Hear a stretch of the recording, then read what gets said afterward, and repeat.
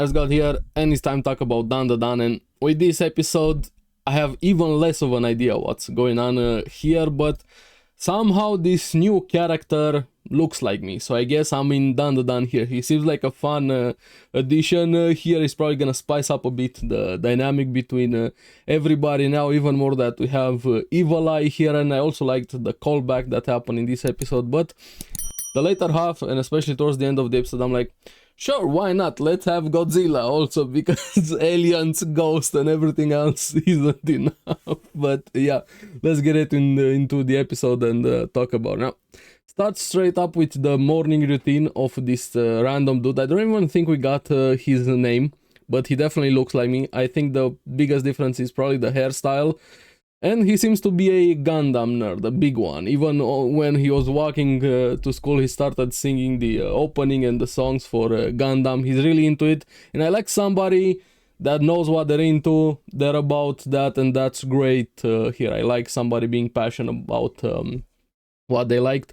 And here we see a bit of a rehash of the previous events, with Okarun being shy about saying morning hello to Momo. There, that small moments that we had back in season 1, and when she was waiting for him, and that small bump there, the cute one. But this guy was always watching them, especially Okarun, always watching him here. And we see again the flashback when Momo and Okarun were looking for each other, and we have that small kiss here, and he was present here. I'm liking this callback with characters that you never expected to be important. Apparently they are important here, and he starts getting jealous of Okarun for his popularity with girls. And he starts even wanting attention from Okarun, showing him that Gundam figurine, trying to get him to talk about it there. And he seems to be a bit into the conspiracy, kind of like Okarun. It's probably Okarun gonna get a friend, kind of has similar hobbies to him. In a way, that's gonna be nice. Even more this episode, I really liked how he was a bit focused on the undertone for it, mainly about Okarun's relationships, even with his classmates and with everybody. Kind of helped him grow a bit more, especially his dynamic with Momo and the influence she has on him and on each other. Also there, and he finally, after being ignored, the Gundam dude starts talking to Okarun, saying him, "I see you, my enemy." And Okarun, yeah, me? You know that feeling when you have a nemesis, but you don't know you have a nemesis? Kind of like that. I'm sure every one of us has a nemesis. Even if you don't know you have one, you probably have somebody that considers you their nemesis there. And he just wants to know, how do you get along with Momo? And how are you popular with girls? It's kind of funny considering how Okarun was at the start of the series and how he still views himself. He probably doesn't realize how many people gather around him, and he has that effect.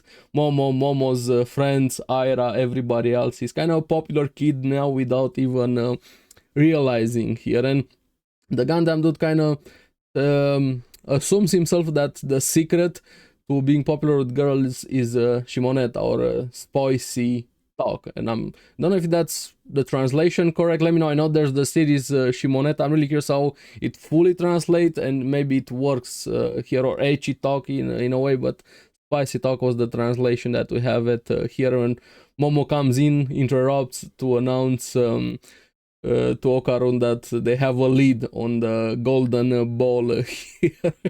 But like I said, this episode was very much focused a bit more in the background on Okarun's relationship, and especially the people around him.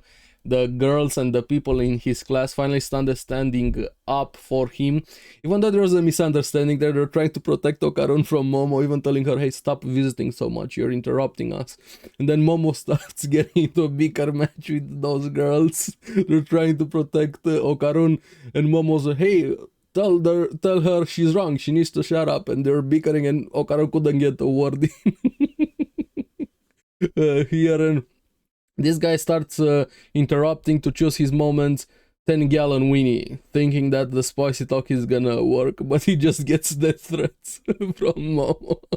He definitely wants to be popular here. And I like after that Okarun really felt a bit appreciated, liking that people in his class finally started standing up for him and liking him here. And him being cool, and Momo gave him that compliment, like, hooray.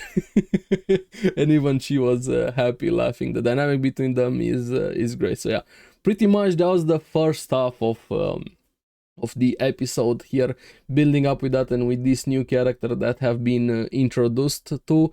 But then it's finally time to look for the ball there, and that dude was stalking them, and he gets find out. After that, he starts being pushed, tossed into them. Okaran steps in instantly to protect Momo, and then we have the killer ball being on the loose. Kind of have a chase around here. It's very fast, reminded me a bit of Harry Potter, Quidditch, there Harry going after it. We kind of have Okaran getting a bit thrown around by the ball. They start chasing it. They even have to jump off a building. They get pushed down even further. They barely have a crash landing thanks to Momo's power, even though they felt that in their chest.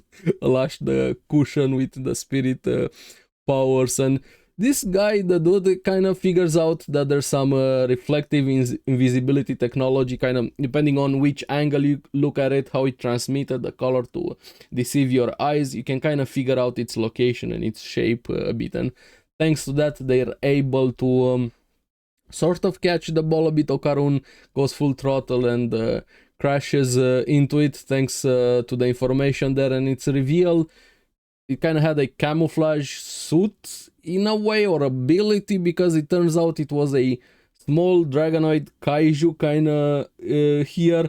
And I like how Momo in the background kept kicking that guy. He was enjoying it. He's probably a masochist, or he just wants human contact there. I do hope we get more about him, and especially his name.